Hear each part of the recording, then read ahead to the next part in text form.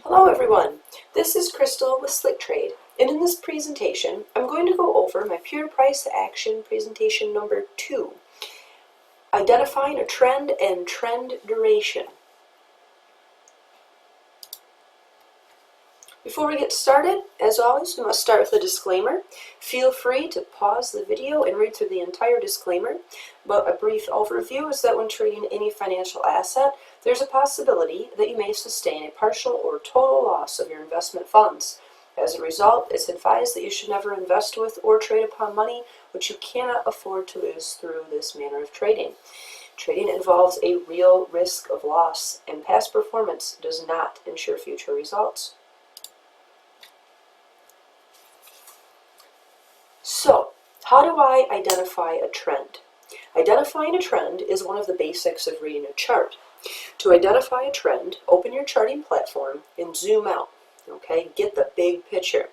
If you have loaded the template that I've provided for attending the series, then take a look at the zigzag indicator to see whether price is creating higher highs and higher lows or lower highs and lower lows.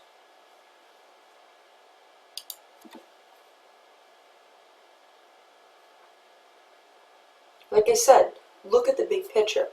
When we look at the example to the left, what do we see? Right here, I drew in this channel, okay? I zoomed out from my chart, right there, and I just drew in some vertical lines, okay, to see this channel. Now, what we see is lower highs and lower lows. What I mean by that, you see this high up here, high, high, high, high. See how those are lower? Each one gets lower and lower as it makes a new high. Okay? It's not until we get here where it breaks the previous high and the high before that. Okay? At that point, you'd want to be out of your trade and into an opposing trade or waiting for the opportune time to get in. Okay, because many times that means price is going to go into consolidation, or it's going to switch to from a short to a long. Okay.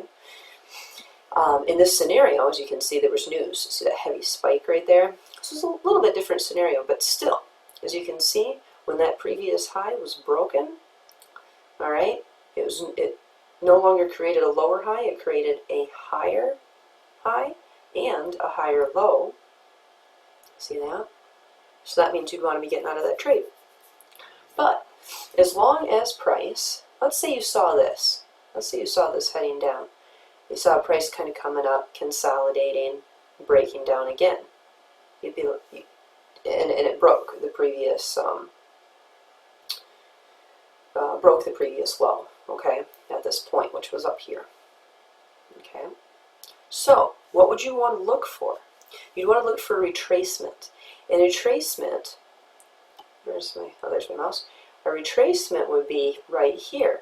You see that? See how that created a lower low and a lower high from up here, okay?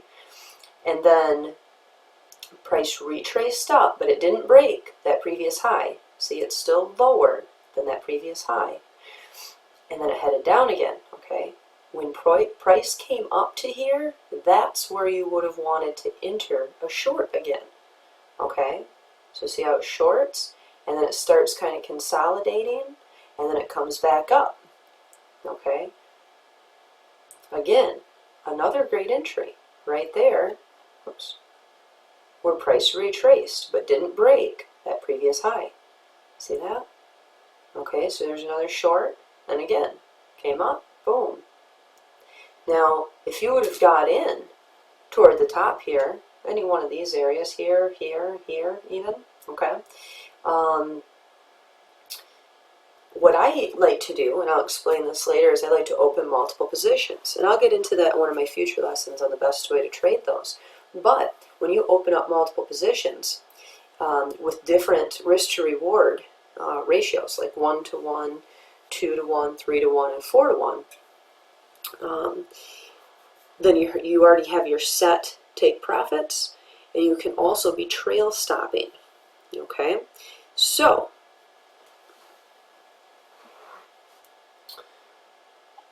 Let's go on to the next one here. What is trend duration?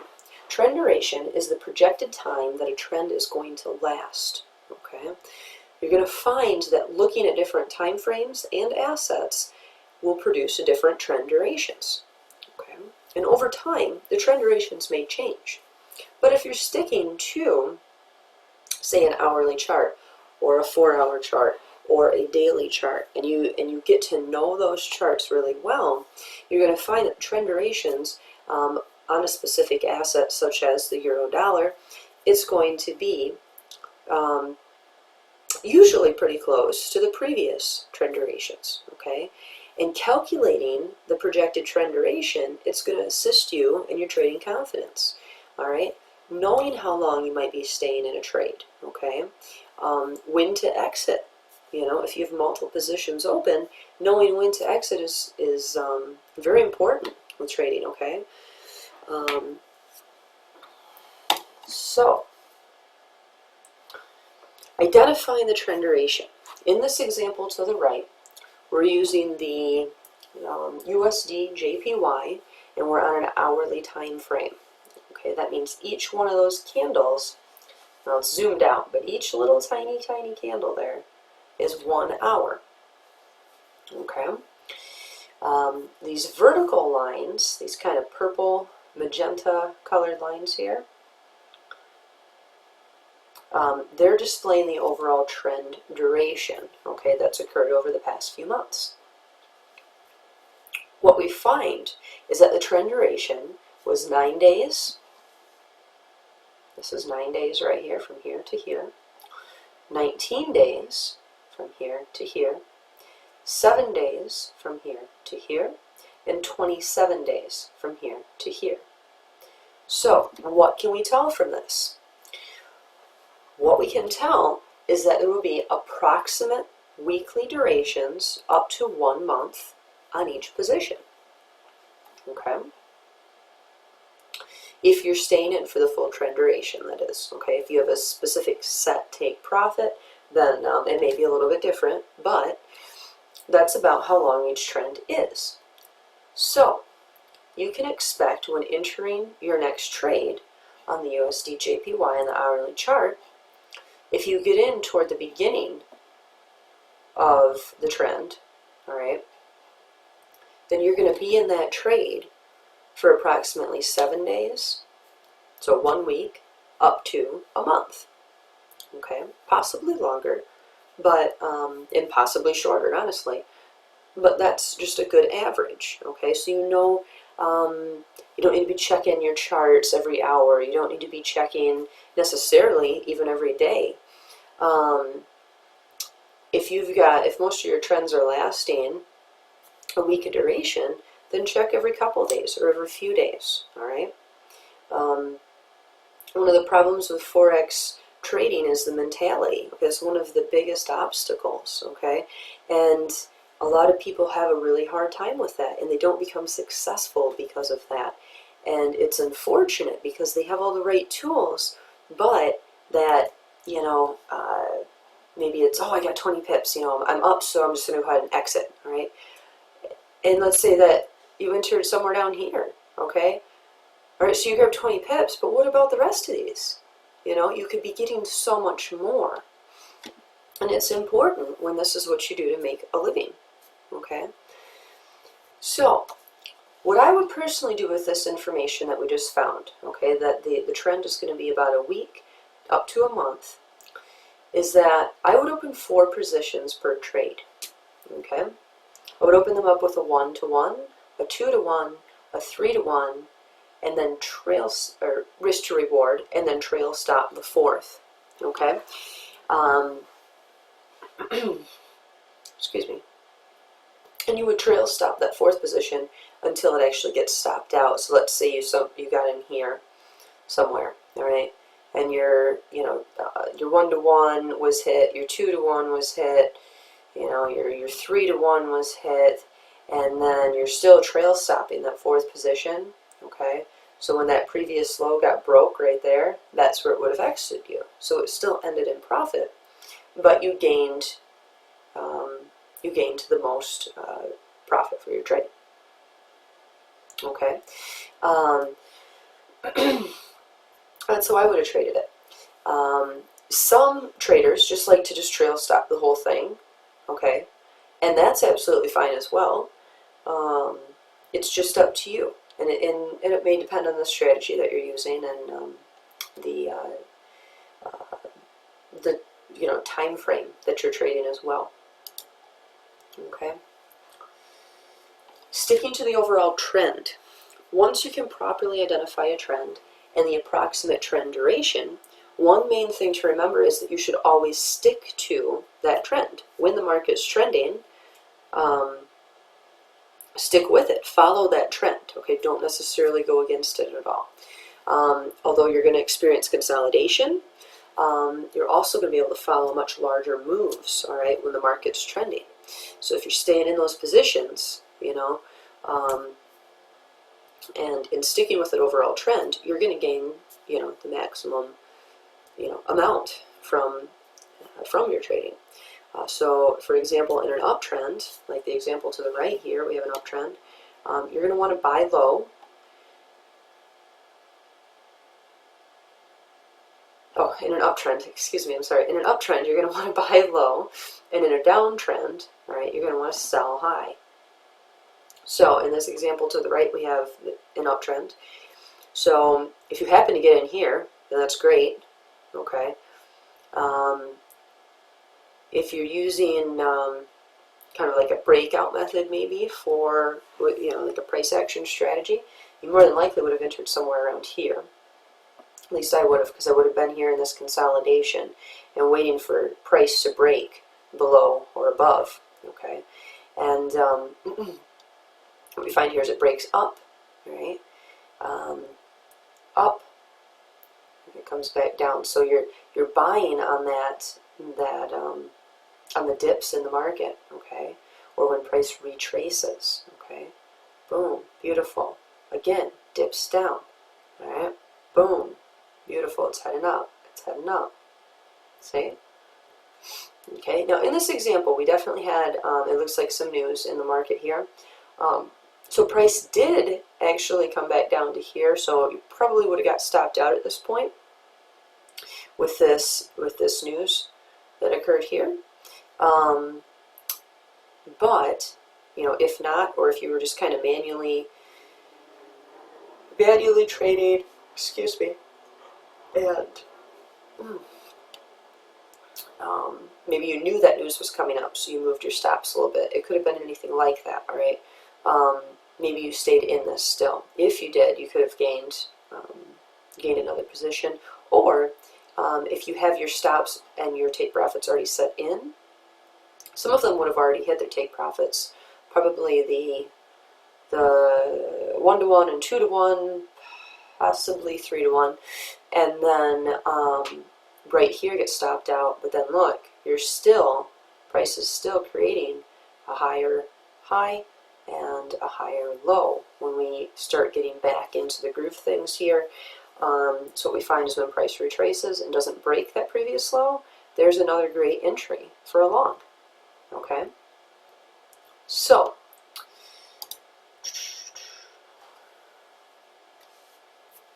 trail stopping. Okay, I know I've said it many times and in a lot of my presentations. It's very, very important to trail stop. Okay, a trailing stop is where you simply move your SL or stop loss and your TP or your take profit as the market moves in your favor. This is not only going to increase your profit potential, it's going to protect your profit that you've already made. Okay, so in this example here, we have a short based on a breakout to the downside here. Okay, we're in an overall downtrend, as you can see here, and price breaks down, so you would have been entered somewhere in here. Your stop would have been up around here, and then price starts going into your favor within a couple days, about a day and a half. It starts breaking down, it continues down, okay, and if you would have been moving, let's say your stop was here or here, or maybe you had a couple stops, all right, you would have been moving them down, as price goes into profit and breaks here, here's where you would have moved your stop down, you'd moved your take profit down, okay? You would have continued to do so, all right? Now once we got here, all right, if you were using the 1-to-1, 2-to-1, and 3-to-1 method of trading, your take profits would have been hit, and then if you were trail stopping that fourth one, you were still been trailing it down, okay? Your stop would have been at the previous high here, okay? So when price broke back up here, you would have been stopped out. You would have got the most profit out of that trade by trail stopping, okay?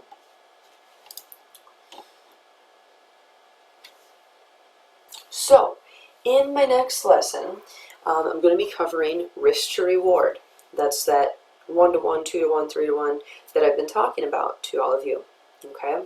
And I'm going to talk a little bit more about trail stopping in depth. And then we're going to start to get more into the price action strategies, okay?